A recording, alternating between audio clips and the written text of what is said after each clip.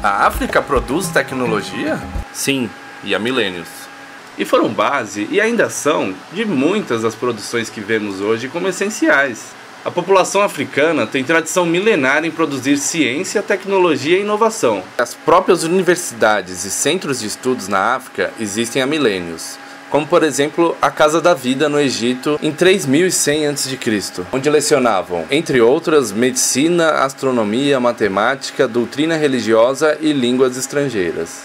Estudos médicos no Egito eram muito fortes. Inclusive Hipócrates, chamado pai da medicina, estudou muito Imhotep, o egípcio fundador da medicina de fato.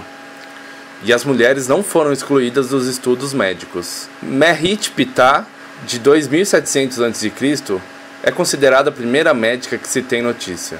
Na questão de escritos, é impossível não pensar na famosa Biblioteca de Alexandria, do ano de 295 a.C., considerada a maior do mundo antigo. A primeira universidade do mundo foi fundada no Marrocos, no ano de 859 d.C. Outro fato muito interessante é o caso do mais antigo artefato matemático, de 35 mil anos antes de Cristo, encontrado nos montes Libombo, entre a África do Sul e a Suazilândia. Mais recentemente, no ano de 1967, outro fato muito marcante para a ciência ocorria no continente africano, mais precisamente na cidade do Cabo, na África do Sul. Acontecia pela primeira vez um transplante de coração bem-sucedido, feita pelo cirurgião sul-africano Christian Barnard.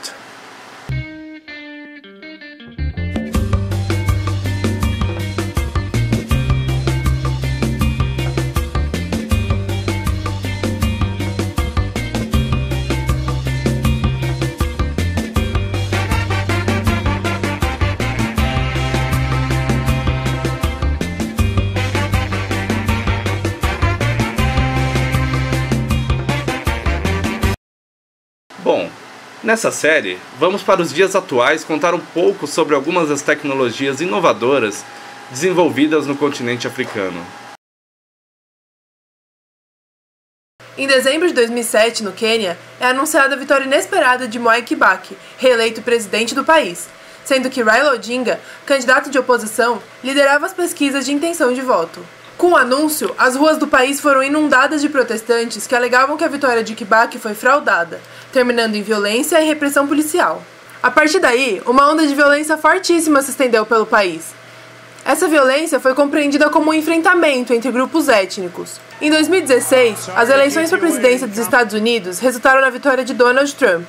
A eleição do Trump também desencadeou uma onda de declarações e atos xenofóbicos, homofóbicos e racistas nos Estados Unidos. Mas o que esses dois acontecimentos têm em comum? Nos dois casos, alguns grupos utilizaram um software para mapear os acontecimentos que se desenrolaram a partir daí. Ushahidi é a palavra Swahili, uma das línguas oficiais do Quênia, para testemunha. O programa foi desenvolvido por uma startup queniana em 2008, exatamente para categorizar, mapear e arquivar os acontecimentos violentos pelo país naquele período. Através de mensagens via celular ou pela internet, os cidadãos poderiam reportar esses atos, que passariam a ser arquivados e inseridos nos mapas, podendo incluir vídeos, fotografias ou outros links. Uma das fundadoras do Ushahidi, Juliana Rotich, foi nomeada em 2011 uma das 100 mulheres do ano pelo jornal britânico The Guardian, além de ser uma das maiores empreendedoras sociais pelo Fórum Econômico Mundial no mesmo ano. Em 2008, um dos problemas que enfrentamos foi a falta de informação. Tivemos uma falta de cobertura midiática em 2008, com a violência após a eleição no Quênia. Foi uma época muito triste, muito difícil, então nós nos juntamos e criamos um software chamado Ushahidi, que significa testemunho ou testemunha em Swahili. Sou muito sortuda em trabalhar com dois incríveis colaboradores. Esses são David e Eric, eu chamo eles de irmãos de outra mãe. Claramente tenho uma mãe alemã em algum lugar. E trabalhamos juntos primeiro construindo o Ushahidi. E a ideia do software era juntar informações de SMS, e-mail e web e colocar em um mapa para que você pudesse ver tudo o que estava acontecendo nos lugares e que você pudesse visualizar aqueles dados. E depois daquele protótipo inicial, estabelecemos que faríamos dele um software livre e aberto, para que outros não tenham que começar do zero como nós tivemos.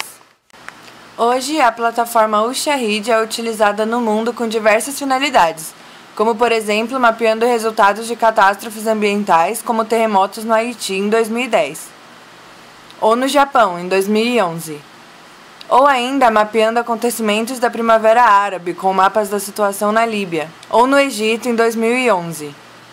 Os usos ainda incluem mapeamento de situações de violência contra mulheres, ou monitorando eleições.